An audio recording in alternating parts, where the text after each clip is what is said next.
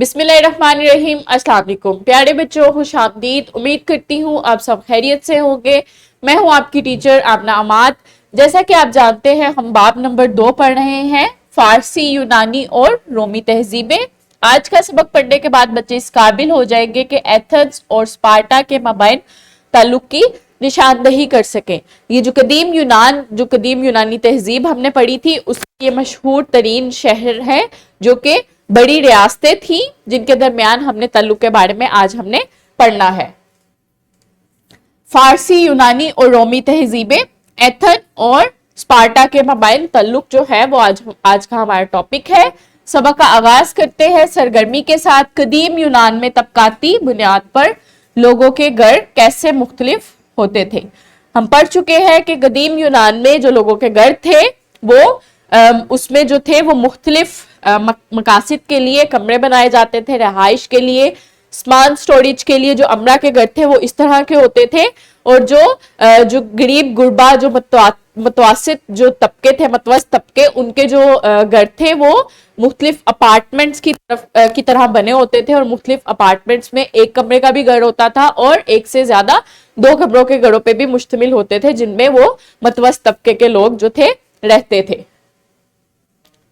कबलस पढ़ाई सवाल है, कदीम यूनानी समाजी ढांचा जो था वो कैसा था। उसमें जो थे अमरा थे, इसके अलावा खवातीन, मर्द थे और गुलाम थे, जिनको कोई शहरी जो थी हकूक हासिल नहीं थे। मर्द शहरी थे जो कि जिसमें जमींदार, अशराफिया, किसान और मतवस्त तबका आता था। खवातीन में भी अशराफिया, गरीब और मतवस्त तबका आता था। उसके बाद बच्चे आते थे, गुलाम आते थे और गैर मुल्की आते थे। गुलाम और जो गैर मुल्की थे उनको कोई भी जो शहरी हकूक जो थे वो हासिल नहीं थे। गुलामों के बारे में गुलामों को के मुख्तलिफ फराइज थे शहरी, और वो अपने जो भी उनको खरीदता था, उनके जो काम थे उनको सरिंजाम देते थे। और जो गैर मुल्की थे उनको कोई भी शहरी हकूक जो था हासिल नहीं था। एथन और स्पार्टा के जो शहर थे वो कदीम यूनान जो था उसकी 2 मशहूर शहरी रियासतें थी, जिनके बारे में आज हमने इनके जो ताल्लुकात थे इनके, उसके बारे में आज हमने पढ़ना है। एथेंस और स्पार्टा के दरमियान ताल्लुक। एथन और स्पार्टा कदीम यूनान की 2 शहरी रियासतें थी। एथन कदीम यूनान का सबसे बड़ा शहर और दारुल हुकूमत था। यहाँ के लोग समाजी, सियासी, माशी और माली तौर पर आजाद थे। एथन के जो लोग थे वो आजाद थे, और उनका जो हुकूमत थी वो जमहूरियत की हुकूमत थी। जो भी निज़ाम था वो जमहूरी निज़ाम था, और फैसले जो थे वो अवाम की मर्जी से होते थे। वो असेंबली में कवानीन पर बहस करते थे और वोट डालकर अपना जो हुक्मरान था उसको चूज करते थे, या फिर जो अवाम थी वो वोट डालकर अपनी राय का फैसला करती थी। दूसरी तरफ जो स्पार्टा था वो गैर जमहूरी माशरा था, इस पर चंद लोगों की हुकूमत थी। और जो इस तरह से इनका जो निज़ाम था, जो एथेंस थे उनका निज़ाम इस तरह से था, और जो स्पार्टा थे उसमें एथेंस जैसी आज़ादी नहीं थी। फौज की तरबियत दी जाती थी इनको, और 20 साल की उम्र में लड़के जो थे वो फौज पे भर्ती होते थे। स्पार्टा में मर्दों का वाहिद काम लड़ना था। ज़राअत जैसे दीगर फ्राइज गुलामों के जरिए सरंजाम दिए जाते थे, और खवातीन जो थी वो घर के कामकाज करते थे और खानदान के दीगर अमूर की देखभाल करती थी। स्पार्टा की जो फौज थी वो यूनान की सबसे मशहूर फौजी जो दस्ता था उसमें शामिल थी।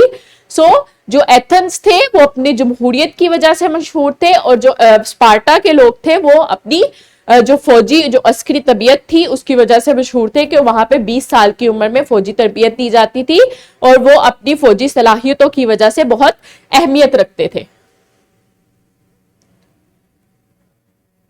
एथेंस और स्पार्टा जो थे वो दोनों एक दूसरे के खिलाफ थे। स्पार्टा के पास बड़ी फौजी ताकत थी, लेकिन एथेंस के पास अच्छी तरबियत थी और तरबियत याफ्ता बहरी फौज थी। 431 कबल मसीह में इन दोनों शहरों के दरमियान जंग शुरू हो गई। जंग की वजह जो थी वो तिजारती रास्ता और पुरानी दुश्मनी थी।